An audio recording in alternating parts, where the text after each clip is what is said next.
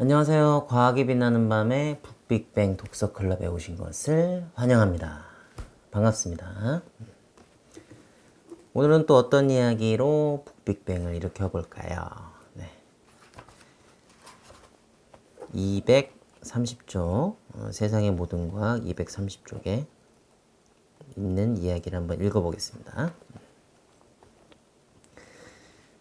이스라엘의 사해에서 15km 정도 북쪽에는 예리고라고 불렸던 인류 최초의 도시가 있었습니다. 이제 막 농경을 시작했던 옛사람들은 아무런 중장비도 없이 맨손으로 수없이 많은 돌을 쌓아 올려서 높이 4에서 6m의 성벽과 최대 높이 9m에 달하는 탑을 만들어냈고, 굴착기도 없이 깊이 3m, 폭 9m나 되는 해자도 파놨다죠. 해자는 적의 침입을 막기 위해 물을 채워넣는 구덩이를 말하는데 성벽 바깥을 둘러싸도록 만듭니다. 그런데 예리고의 해자는 단순히 흙만 파서 만들어낸 것이 아니었죠. 다이너마이트도 굴착기도 없는 상태에서 성벽 주변에 있던 안반을, 이 돌이죠, 이걸 일일이 깨서 해자를 완성해 냈습니다. 성 안에서 흙벽돌로 집을 짓고 살았던 약 3,000명의 농부들은 왜 그토록 성을 만드는 일에 매진했을까요? 도대체 왜 그랬을까요? 왜 이렇게 고생스럽게, 왜 이렇게 성벽에 집착을 했죠? 물론 이제 외적의 침입을 막기 위해서 그러게 했겠지만은, 이 이야기를 통해서 제가 이 북빅뱅을 일으켜보려고 한 거는 제 개인적인 경험하고도 좀 관련이 있고, 그리고 저번 시간에 말씀드렸던 그 공변세포 이야기 있잖아요. 그거랑도 좀 관련이 있어요. 그래서 여기서 좀 뽑아낼 이야기가 많다라는 생각을 했었습니다. 먼저 제 개인적인 경험을 말씀드리자면은, 한 달 전인가 2달 전에, 지금 사실 잘 보시면 제 목에 밴드가 하나 붙어 있는데, 이 목 가운데, 딱 정가운데, 뭐 이렇게 빨갛게 점처럼 뭐가 하나 돋아난 거예요. 뾰루지는 아니고 뭔가 약간 이렇게 젤리처럼 아주 조그맣게. 그래서 처음에는 뭐 별거 아니라고 생각했어요. 이렇게 띄어내려고도 했는데 잘 안 띄어내요. 잘 안 떨어져요. 그래가지고 그냥 냅뒀었는데 하도 안 없어지니까 이 얼마 전에, 며칠 전에 얘를 억지로 이걸 여기 탁 뜯어내려고 하다가 딱 뜯어냈는데 피가 좀 많이 나는 거예요. 밴드를 붙였는데도 안 멈춰요, 피가.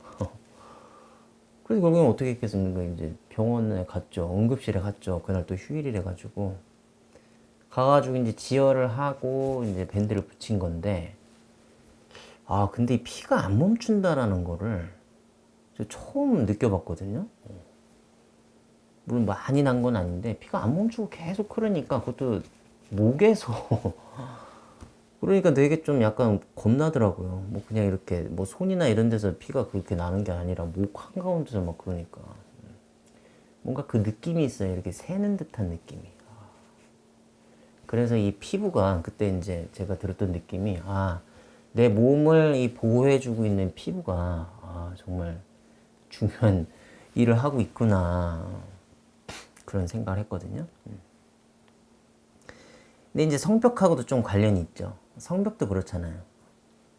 성 안에 있는 사람들을 보호해주는 데 있어서 가장 중요한 역할을 하죠. 피부도 마찬가지고. 이 피부도 제가 예전에 피부에 대해서 공부를 좀 해봤었는데, 이게 진짜 보호막이에요. 막 몇 겹이에요, 이게.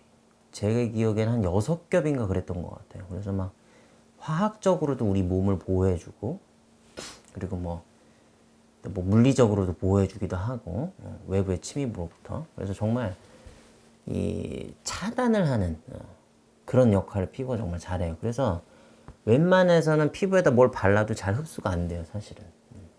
이게 워낙에 두텁게 잘 돼 있기 때문에, 보호막이. 하여튼 그런데, 그래서 이제 우리 보호막이 굉장히 중요한 건데, 그래서 제가 성벽에 대한 이야기도 읽어드렸고, 그런데 사실 이 성벽만 있으면은 살 수가 없잖아요. 성 안에 있는 사람들이. 성벽으로만 둘러쳐져 있으면 뭐가 있어야 되겠습니까? 거기에는 성문이 있어야 되죠. 성문이 있으니까 사실 성벽이 존재할 수가 있는 거잖아요.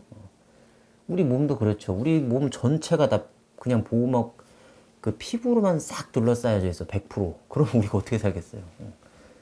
구멍이 뚫려 있으니까 보호막도 의미가 있는 거거든요. 구멍이 우리가 코, 입 이런 데 구멍이 흡수할 수 있는 외부의 물질을 흡수할 수 있는 구멍이 있으니까 우리가 생명체로서 살아갈 수 있는 것이고, 그래서 보호막도 존재할 수가 있는 거죠. 예리고성의 성벽도 결국에는 성문이 있어서 사람들이 왔다리 갔다리 할 수 있고, 그럴 수 있으니까 성벽이라는 것도 존재할 수가 있는 거죠. 그 안에서 사람들이 살아갈 수도 있는 거고. 그런데 공변세포에서도 그게 마찬가지예요. 제가 사실 이 말씀을 드리려고 지금까지 이렇게 막 서론이 되게 길었는데, 이 공변세포에서 이 세포벽이 되게 중요하잖아요. 이제 앞뒤가 아니라 이제 안쪽하고 바깥쪽. 그래서 바깥쪽에 세포벽이 얇아가지고 그쪽으로 이제 물이 들어오면은 그 팽창력이 그쪽으로 작용하면서 바깥쪽으로 이렇게 열리게 되는 건데, 기공이. 근데 이것도 마찬가지예요. 그 문이 중요해요. 채널. 그 안으로 왔다 갔다 하면서 들고 나갈 수 있는. 세포벽에 그 이제 물이 들어올 때, 제가 저번에도 이제 말씀드렸었지만은 그 이온이 많이 들어온다고 그랬었잖아요. 그 안으로. 그래가지고 이제 삼투압이 높아진다. 이렇게 얘기하니까 되게 좀 너무 추상적이네. 이게 사실은 어떻게 보면 제일 기본 원리는 엔트로피예요, 엔트로피. 엔트로피는 진짜 어디든 안 끼는 데가 없는 것 같아. 물리에서도 되게 중요하고. 이 세포에서도 결국에는 이 엔트로피의 힘으로 이 물이 들어오는 건데. 그러니까 그 칼륨 이온이 그 세포 안으로 들어올 때, 제가 이 말씀을 해드리려고 했었는데, 먼저. 이 칼륨 이온이 세포 안으로 들어올 때, 잘 생각해 보시면 되게 이상하게 있어요. 칼륨 이온이 안으로 들어와요. 그런데 바깥으로 나가면 안 돼. 그렇잖아요. 들어왔는데 바깥으로 쉽게 나갈 수 있으면 칼륨 이온이 세포 안에 계속 머물 수가 없겠죠. 그러면 농도차가 안 나게 되는 거잖아요. 그러니까 들어올 땐 쉽게 들어와도 나갈 때는 못 나가게 해야 되는 거예요. 그러면 이 세포 벽에 칼륨 이온을 들여보내는 그 문이 선택적으로 작용을 하는 거죠. 그렇죠. 그렇지 않다면 칼륨 이온이 그 안에 있을 수가 없으니까. 그러니까 거기에도 뭔가 되게 하이테크적인 최첨단 기술이 있는 거예요. 그리고 또 하나가 물. 이제 칼륨 이온이 들어오니까 그 안에 이제 칼륨 이온의 농도가 높아지니까 물도 들어온단 말이죠. 물 입장에서는 그런 거죠. 왜 이 세포 안에만 이렇게 이온의 농도가 높아? 이러면 안 되지. 거기도 똑같이 농도가 바깥이랑 똑같아야지. 너희만 그렇게 농도가 높으면 어떡하니? 하면서 이제 물이 들어가는 거잖아요. 그래서 물이 싹 들어가야 되는데 이때도 마찬가지예요. 물만 들어가야지. 그냥 뭐 이놈저놈 막 다 들어가고 또 빠져나가는 것도 마찬가지야. 또 들어갔다 또 쉽게 빠져나가. 이러면 기공이 열리지 않겠죠. 그 안에서 팽창력이 작용해야 되는데. 이게 다 되게 뭐랄까 핵심적인 또 기술이 있어요. 이것 때문에 노벨상을 탄 사람들이 있어요. 2명. 그 칼륨 채널, 칼륨이 들어가는 분, 그 다음에 그 물이 들어가는 분. 이걸 발견한 사람들, 그 원리를 발견한 사람들이 둘 다 노벨상을 탔어요. 이게 사실 쉬운 일이 아니거든요. 되게 신기한 일이에요. 자, 근데 이걸 말씀드리기 전에 먼저 이 엔트로피에 대해서 아까도 말씀드렸었는데 이 농도차 때문에 삼투압이 생긴다고 그랬었잖아요. 그러니까 엔트로피라는 게 사실 그렇잖아요. 차이죠, 차이. 이쪽과 저쪽에 어떤 차이가 발생하는 게 엔트로피가 낮아지는 거죠. 그리고 그 차이가 없어지는 게 엔트로피가 높아지는 거죠. 그래서 이 우주는 엔트로피가 낮은 상태에서 높은 상태로 이렇게 흘러가게 되죠. 그래서 이 우주의 궁극적인 상태는 모든 게 다 차이가 없어. 그냥 다 골고루 흩어지는 거예요.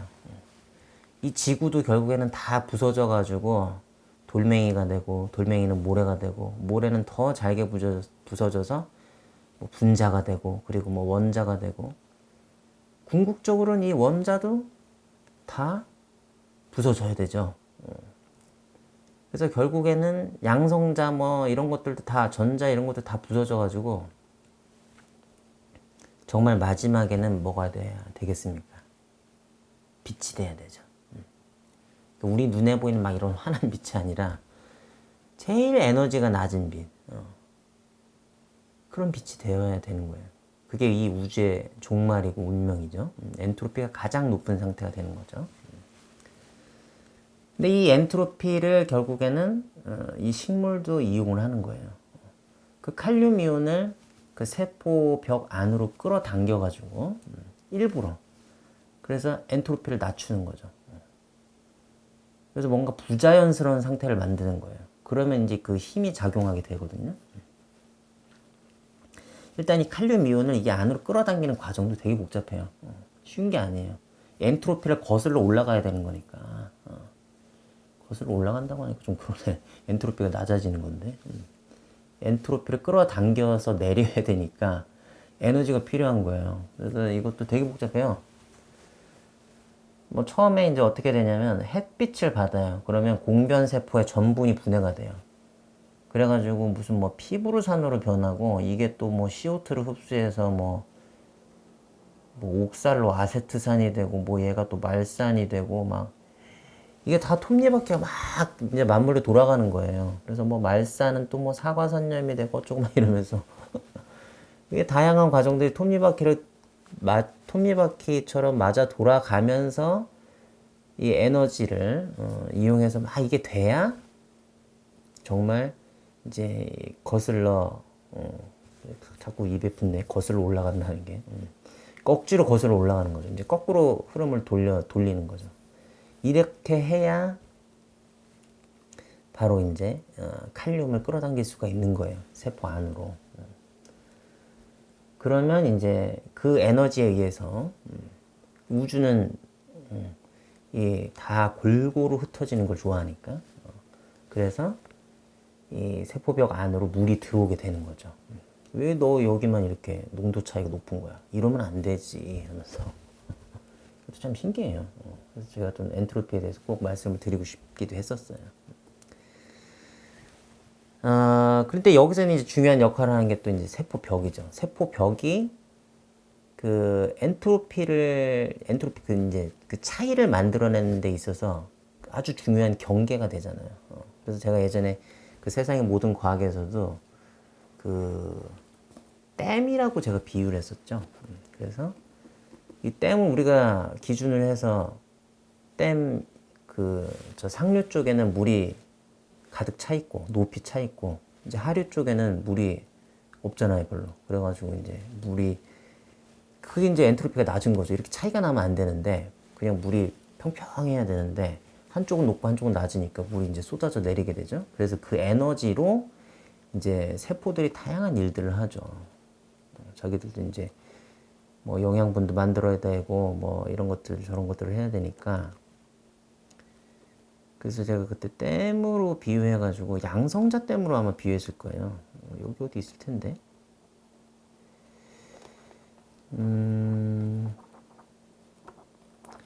제가 미리 찾아놨었는데 이게 쪽수가 어디 없어져가지고. 135쪽인가?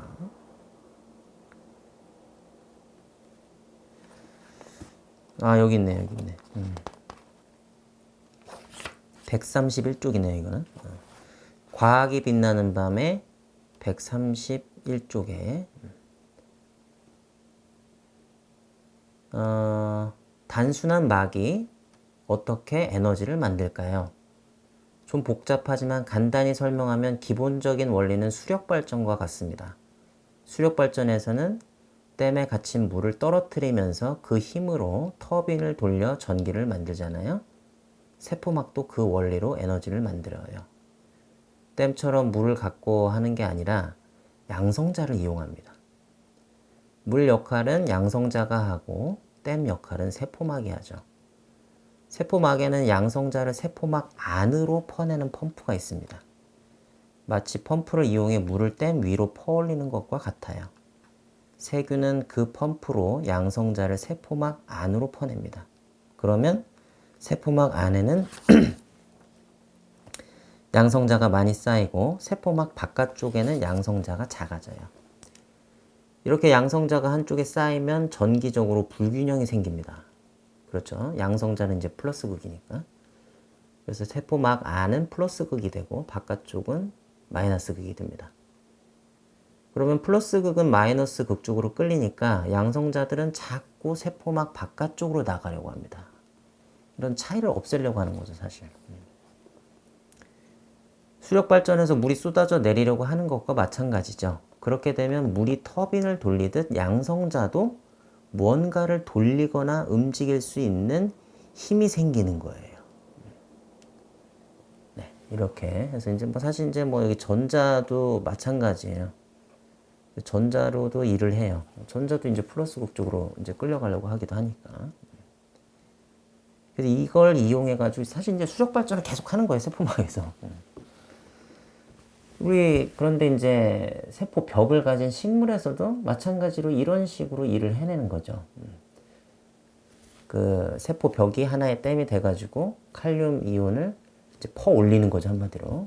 그래가지고 물을 흡수해가지고 자기가 원하는 일을 해내는 거죠. 그런데 이제 이 노벨상을 탄 거는 제가 또 이제 파내는 걸 좋아하니까 파내는 걸 좋아한다구나.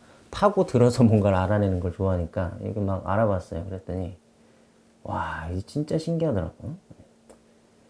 그 칼륨 이온을 이렇게 선택적으로 들여보내는 그 채널, 그 문이 그러니까 세포 벽에 있는 그 칼륨 이온 채널은 아니고 우리 그 신경세포에도 그 칼륨 이온 채널이 있거든요. 그래서 얘가 그 우리 신경세포에 칼륨 이온이랑 나트륨 이온이 있어요. 그런데 이제 나트륨 이온은 빼고 칼륨 이온만 들어가요. 그 채널로. 그런데 사실 이게 되게 신기한 거예요. 이것 때문에 이제 노벨상을 타거든요. 왜냐면 칼륨 이온이 나트륨 이온보다 더 커요. 크기가.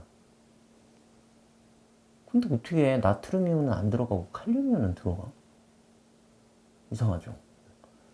나트륨 이온이 작으니까 칼륨 이온도 들어갈 수 있으면 나트륨 이온도 들어가야 되는데 칼륨 이온만 들어가는 거예요. 과학자들이 되게 신기했어요. 이게 도대체 무슨 원리로 이렇게 되는 거야? 근데 칼륨 이온만 꼭 들어가야 되긴 하죠. 그래야 이제 뭐 또 차이가 생겨나면서 결국엔 또 엔트로피가 낮아지면서 또 그걸 가지고 일을 하는 건데 왜 또 칼륨 이온만 거기에 들어가느냐 그 원리를 누가 알아냈냐면은 로버트 맥키넌이라는 사람이 알아냈어요. 이 로버트 맥키넌이 이제 알아낸 원리가 뭐냐면 그 칼륨 이온이 성벽을 비유로 해서 이제 설명 한번 해볼게요. 그 칼륨 이온이 이제 성문으로 들어가야 돼. 근데 성문으로 들어갈 때 그 칼륨 이온 주위에 이렇게 그 마치 보디가드들처럼 물 분자가 둘러싸고 있어요. 칼륨 이온 주변은. 왜 그렇게 될 수밖에 없냐면 칼륨 이온은 플러스 극이니까 이 물 분자는 그 한쪽이 얘네가 좀 이제 극성이 있어요. 그래서 물 분자는 한쪽은 플러스 극이고 한쪽은 마이너스 극이거든요. 산소 같은 경우에는 플러스 극이고 바꿔서 말했네. 산소는 마이너스 극이고 수소는 플러스 극이에요. 그래서 얘는 극성을 가지게 되죠. 그래서 산소 쪽이 다 이제 그 칼륨 이온 쪽에 붙어 있는 거예요. 호위병이라고 하면 좋겠다. 호위병처럼 딱 칼륨 이온을 둘러싸고 있어요. 근데 이제 칼륨 이온이 성문으로 이제 가는 거예요. 그래서 야, 나도 이제 이 성벽 안으로 들어가야겠다 하면서 이제 가는 거죠. 그러면 성문 안에는 그 성문을 지키는 그 수비병들이 있어요. 문지기들이라고 할까요? 문지기? 문지기들이 한두 명이 아니라 그 양쪽에 2열로 양쪽에 쫙 서 있는 거예요. 성문 양쪽으로. 그러면 그 이제 문지기들이 칼륨이온한테 야, 너희 호위병은 이제 다 떼어내. 우리 성 안에 들어올 때는 호위병은 필요 없어. 호위병은 떼어내고 너만 들어와. 이렇게 하는 거죠. 그러면 이제 칼륨이온이 호위병을 떼어내고 그 문지기들의 손을 잡고 양쪽으로 이제 손을 잡는다고 한번 그냥 쉽게 생각해 보세요. 양쪽으로 호위병의 손을 잡고 그럼 호위병이 그 손을 잡고 호위병이래. 문지기들이 성문의 그 문지기들이 양쪽으로 칼륨 이온의 손을 잡고 안쪽으로 패스라는 거예요. 그럼 안쪽에 또 그 성문의 문지기들이 있어요. 그럼 또 받아서 또 안쪽으로 또 넘겨 패스. 그럼 또 그 안쪽에 또 성문의 문지기들이 또 받아서 또 그 안쪽으로 패스. 이렇게 해서 성문 안으로 들어가는 거예요.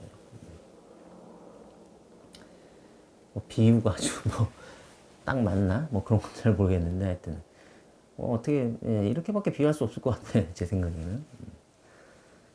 하여튼 그래서 이제 칼륨이온이 자기 호위병들을 다 버리고 문지기들의 손을 잡아서 패스해서 이제 안쪽으로 들어간다. 그러면 왜 나트륨 이온은 그렇게 못 들어가느냐? 나트륨 이온이 크기가 더 작다고 그랬었잖아요. 나트륨 이온도 이제 플러스 극이니까 이 물 분자들이 둘러싸고 있거든요. 그런데 나트륨 이온은 크기가 작은 게 또 문제예요. 그래서 이 물 분자들이 둘러싸고 있는데 나트륨 이온은 크기가 작으니까 그 원자 핵하고 그 물 분자랑 거리가 가까워져요. 덩치가 작으니까. 그러니까 원자 핵하고 물 분자가 가까우면 서로 끌어당기는 힘도 더 크겠죠. 자석하고 자석도 가까우면 끌어당기는 힘이 크잖아요. 그러니까 이 물 분자가 잘 안 떨어져 나가는 거예요. 떨어져 나가게 하려면 에너지가 많이 필요해.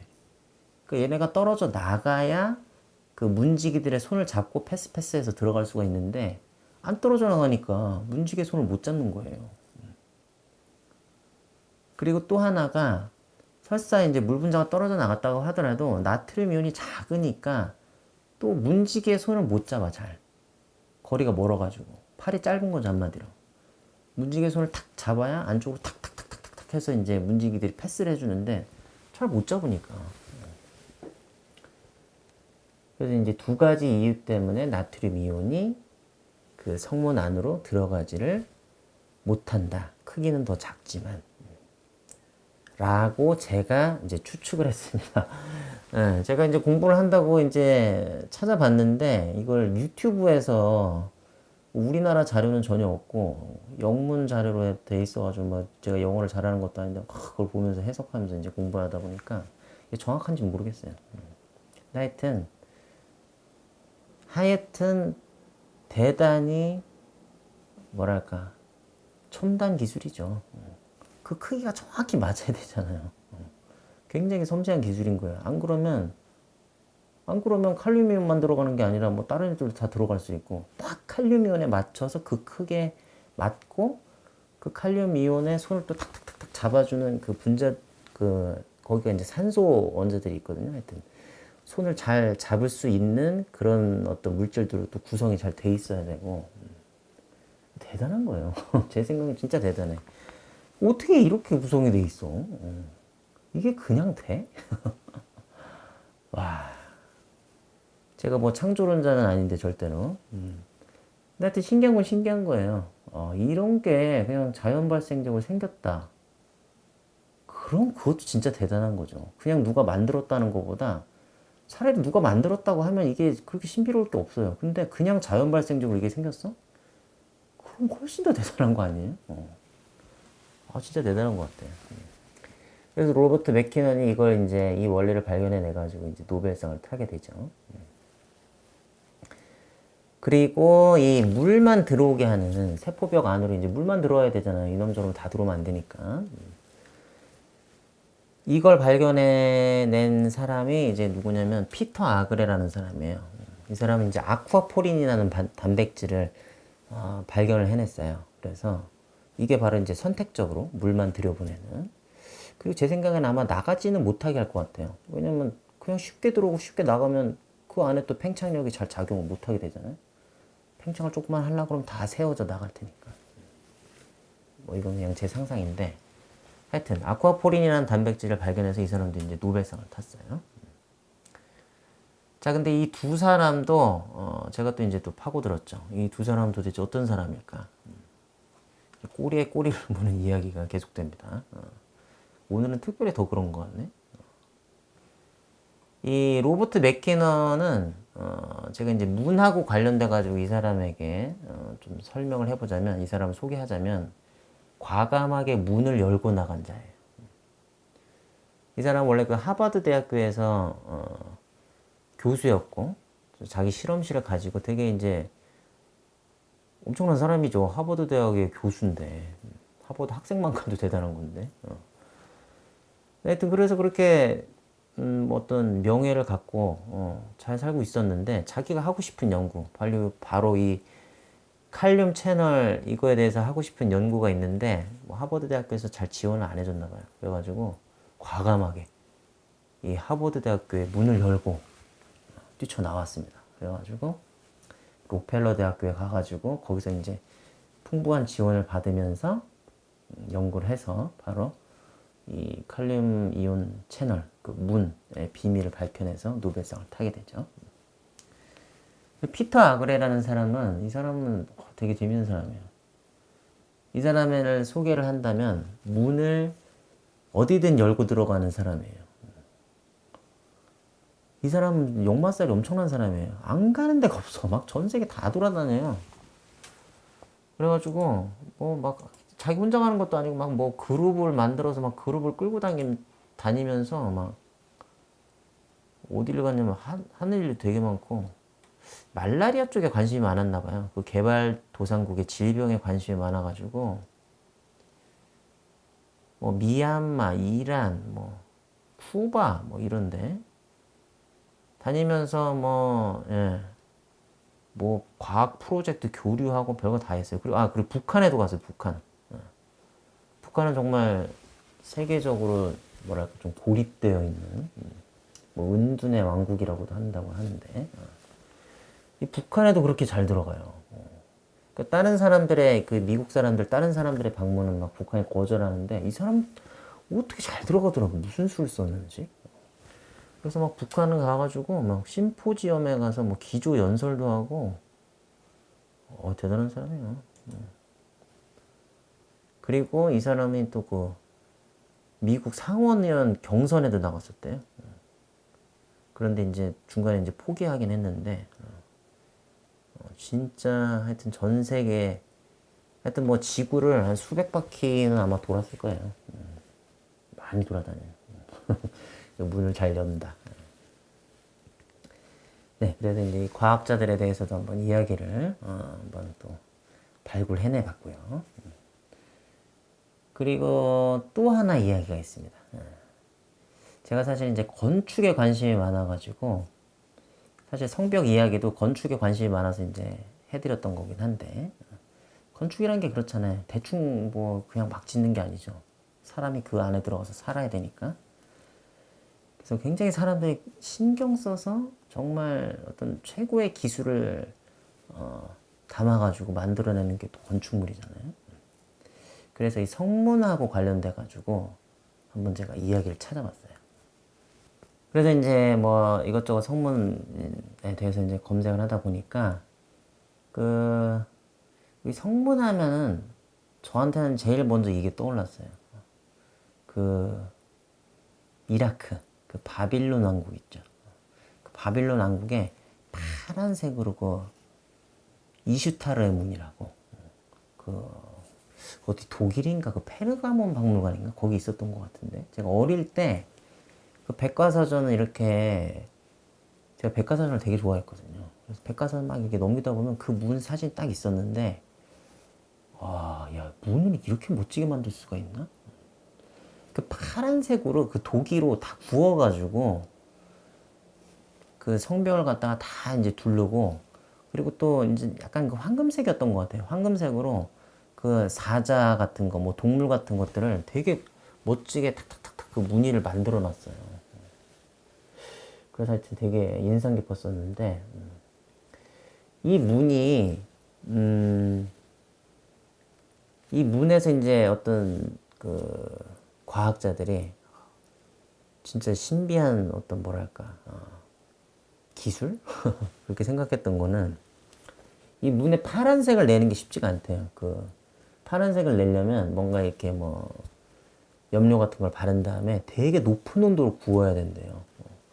사실 이제 그 페루가몬 박물관에서 그 사람들이 이제 그걸 만들려고 이제 재현을 해야 되니까 벽돌 같은 것도 다시 재현해서 그 부족한 부분을 붙여야 되니까 이제 막 구워봤는데 그 온도가 도저히 옛날 사람들이 온도를 낼 수가 없었을 텐데 그러는 거예요.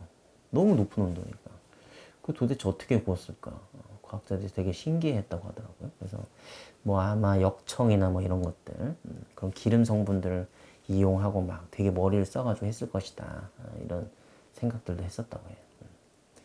그러니까 그 성분이라는 게 되게 그러니까 사실 중요한 거예요. 우리 세포 벽에 있는 칼륨이온 채널도 되게 핵심적이잖아요. 사실 그런 게 없으면 세포 벽이라는 게 의미가 없잖아요. 아무것도 못 들어오는데 뭐하러 세포 벽이 있으면 뭐해. 생명체 자체가 살 수도 없고. 그 성벽에도 그 성분이 굉장히 중요한 거죠. 그래서 그렇게 공들여가지고 정말 힘들게 구워서 정말 멋지게 꾸미고 이 도시의 얼굴이기 때문에 정말 공들여서 그 성물을 만들었다라는 거를 그 파란색 색깔의 그 벽돌들 그것만 보고도 우리가 알 수 있는 거죠. 그 크기도 굉장히 커요. 그게 한 10m 정도 되는데 사실 그거 그 이중문이라 가지고 그 10m 정도 되는 문 뒤에도 또 있다고 하더라고 문이. 근데 그건 너무 커가지고 박물관 안에다 재현을 할 수가 없어서 그냥 그, 그 창고에 지금 보관만 하고 있대요. 뭐 언젠가는 좀 더 높은 건물을 지어가지고 그거를 다시 재현을 했으면 좋겠다. 이제 그런 생각도 드는데 이슈타르의 문 제가 한번 검색해서 지금 바로 보여드릴게요. 어유 카메라 배터리가 하나밖에 안 남았네. 빨리빨리 해야겠네. 시간이 금방 갔네. 이거야 이거. 네, 이거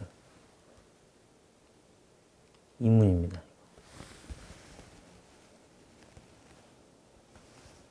이게 여기 초점이 잘 안 맞네. 너무 작아서 그러네. 아 이거. 네.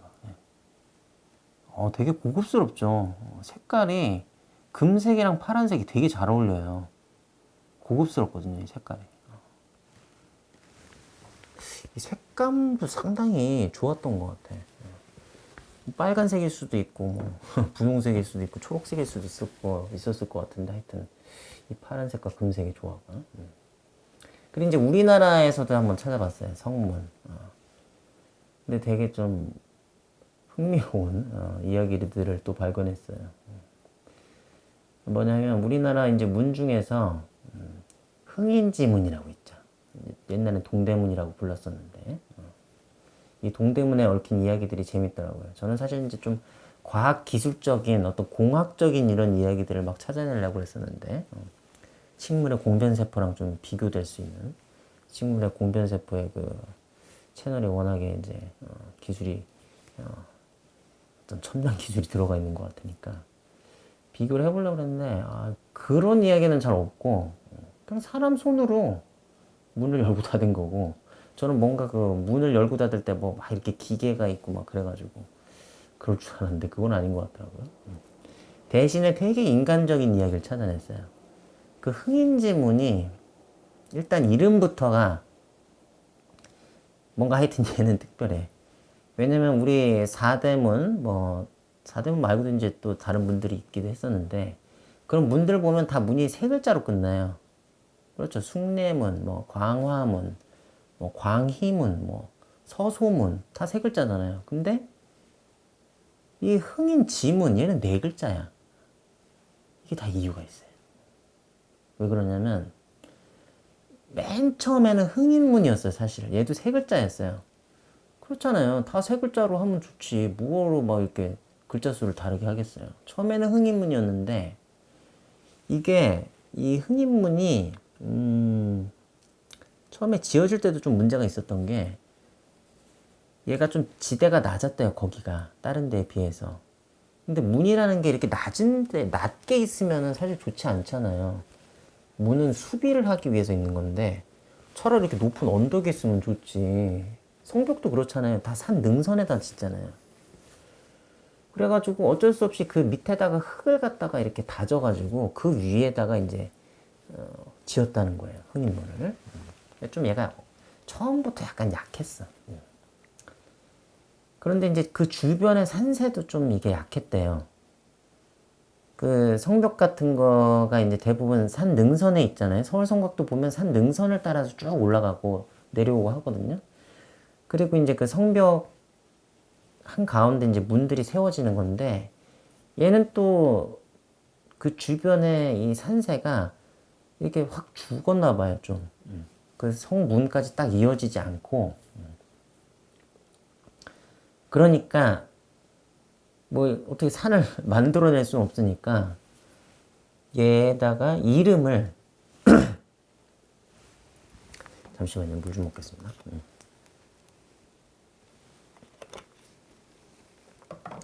이름에다가 갈지자를 넣은 거예요.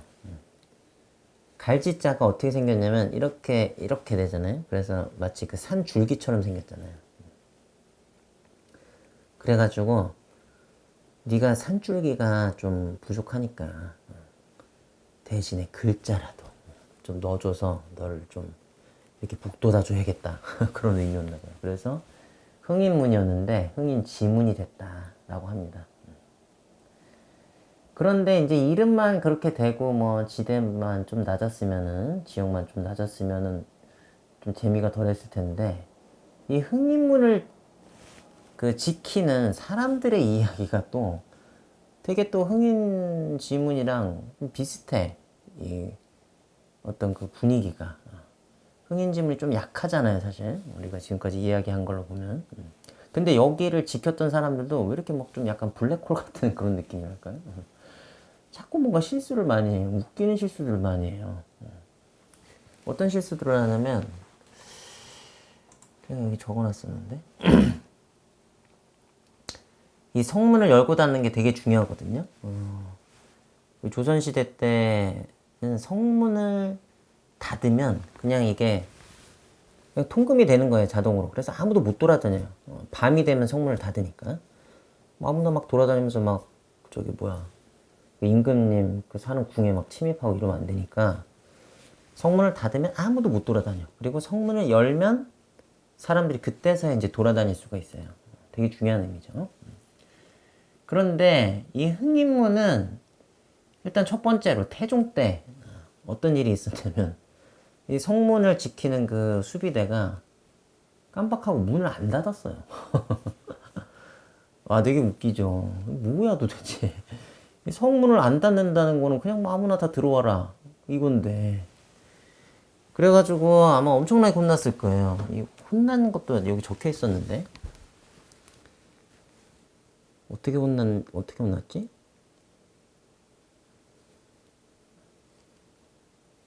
맞아요. 곤장 90대에서 60대를 감해서 처벌했다. 그래도 깎아줬네. 이렇게 큰 죄를 졌는데. 태종 임금님이 좀 되게 너그러우셨네. 뭐 귀양도 갈 수 있는 죄 같은데. 이거 나중에 이제 이거 벌 받는 거 보면 막 귀양도 가고 막 곤장 막 90대씩 맞고 막 그래요. 성문을 안 닫으면 어떡해요. 큰일 나잖아요. 그리고 또 이제 저기 웃겼던 일이 뭐냐면 이 성문의 그 문을 여는 열쇠가 병조에 있어요. 그 워낙에 중요한 열쇠니까 그 군사들이 그냥 갖고 있는 게 아니라 병주에다 맡겨놓고 군사들이 찾아오는 거예요. 그래서 하루는 이제 군사들이 병주에 가서 열쇠를 찾았는데 오다 보니까 너무 지금 시간이 좀 이른 것 같아. 뭐 자기들이 손목시계가 있는 것도 아니고 그냥 하늘을 보니까 이거 너 아직 어두운데 너무 좀 새벽 같지 않아? 그래가지고 잠깐 쉬었나 봐요. 그런데 그때 이 군사들이 너무 피곤해. 그래서 졸아버렸어요. 그래서 이제 눈을 떠보니까 그냥 해가 중천에 떠 있는 거죠. 아, 그래가지고 이 군사들이 이제 헐레벌떡 달려가서 이제 문을 열었죠. 근데 어떻게 됐겠습니까? 이제 그 문 바깥에서 사람들 기다리고 이제 막 난리가 난 거죠. 문 안 열어주니까. 이것도 엄청 혼났어요. 이것도 막 곤장 엄청 맞았을 거예요. 이거 귀양 갔나? 귀양 갔을 수도 있고. 하여튼 그런 일도 있었고 또 한 번은 또 이 흥인문을 지키던 이 군인들이 이 열쇠를 맞아 열쇠를 잃어버렸어요. 그래가지고 이 문을 열어야 되는데 열쇠가 없네. 그래가지고 문을 빨리 열어야 되니까. 그래서 옆에 있는 문, 광희문에 가가지고 열쇠를 빌려왔어요.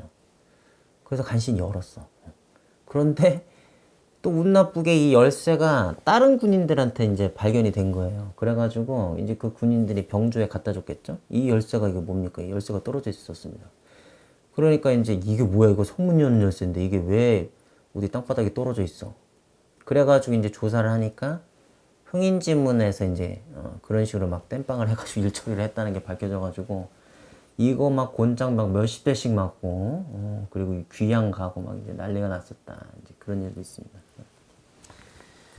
문에 얽힌 이야기가 되게 많아요. 그래서 이게 그 성문 개폐라는 전시가 있었어요. 한양도성 박물관에서 성문 개폐를 가지고 워낙에 이제 중요했던 일이니까 얽힌 이야기도 많고 유물도 꽤 있고 그래가지고 근데 이 전시가 이제 지금은 이제 하는 전시는 아닌데 온라인으로 전시가 아직도 볼 수 있더라고요. 여러분들 제가 이 주소 여기 유튜브 밑에 거기에다가도 남겨놓고 그 팟캐스트 댓글 게시판 거기도 남겨놓을 테니까 한번 시간 되시는 분들은 한번 가셔서 보시면 또 좋을 것 같아요. 이거에 얽힌 이야기 중에서 또 웃겼던 게 뭐냐면 그 여기 보면 이 기록에 무례배들이 밤중에 몰래 와가지고 숭례문 바깥에 벽에다가 낙서를 하고 갔다. 그런 것도 있어요. 무례배들이. 아니 옛날 것좀 잘못하면 막 죽을 수도 있는데 어떻게 그 낙서를 하고 갈 생각을 했지? 도대체 뭐 하는 사람들이지? 진짜 무례배죠. 이런 사람을 진짜 무례배라고 불러야 되죠. 목숨 걸고 낙서를 해. 대단하죠? 그리고 여기서 제일 심한 처벌을 받았던 게 뭐냐면 이 사람 진짜 이렇게 강심장이야. 이 사람은 어떤 사람이냐면 승정원에서 무명 100피를 훔쳤어요. 노복이라는 거 보니까 무슨 뭐 종이었나 보죠? 이 노복이 거짓으로 왕명을 전달하여 왕명까지 거짓으로 만들었어. 그래가지고 이 문을 열라고 이제 했나 봐요. 그래가지고 나가려고 100피 훔쳐가지고 문으로 빠져나가려고 거짓으로 왕명까지 전달해서 그러려고 하다가 걸려가지고 이제 주범은 차명에 처해서 죽었지 뭐.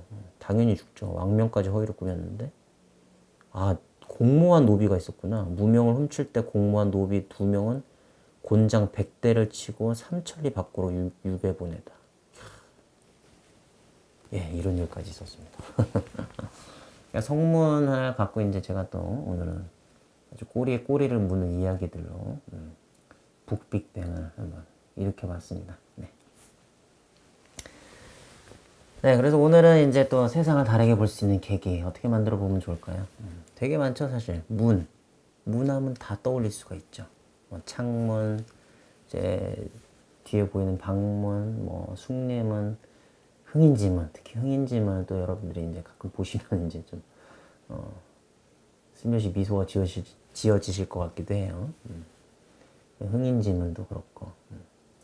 하여튼 우리 주변에 있는 문들을 보시면서 우리 공변세포에 있는 세포벽, 그 칼륨 이온들이 선택적으로 들어가는 그 세포벽에 있는 채널, 그 문을 떠올려 보시면서 야, 참 대단하다. 우리 이파리들, 잎사귀들아. 어떻게 이렇게 대단한 일을 해냈니? 이거 진짜 가능한 거니? 야, 이런 일이 가능하다니. 아, 참. 얼마나 이렇게 참 대단한 기술이면 이걸 발견해낸 걸로만 노벨상을 타고 막 그러겠어요. 그래서 참, 예. 주변의 문을 보시면서 또 이렇게 세상을 다르게 볼 수 있는 계기들을 만들어 보셨으면 좋겠습니다. 세상이 달라 보이셨으면 좋겠습니다. 네, 그럼 또 다음 시간에 세상이 달라 보일 수 있는 이야기로 찾아뵙도록 하겠습니다.